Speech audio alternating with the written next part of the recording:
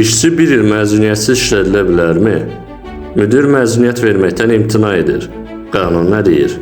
Əmək Məcəlləsinin 135-ci maddəsinə əsasən işə götürən tərəfindən işçiyə əmək məzuniyyətinin verilməməsi qadağandır.